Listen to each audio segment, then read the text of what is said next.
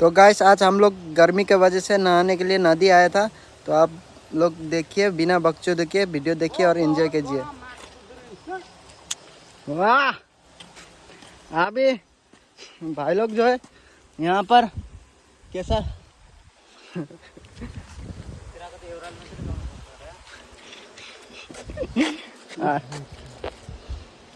लु लु अब ल गाइस, अब यहाँ हाम्रो दाइ चाहिँ हो भने यहाँ हाम फाल्नु खोज्दैछ यहाँ माथिबाट हेर्नु सक्नुहुन्छ तपाईँहरू। ओ यहाँ तल हाम फाल्नु आँटेको छ। ल लो लो लो लो बेगजाम अब बेगजाम हान्छ हेर्नु तपाईँहरू।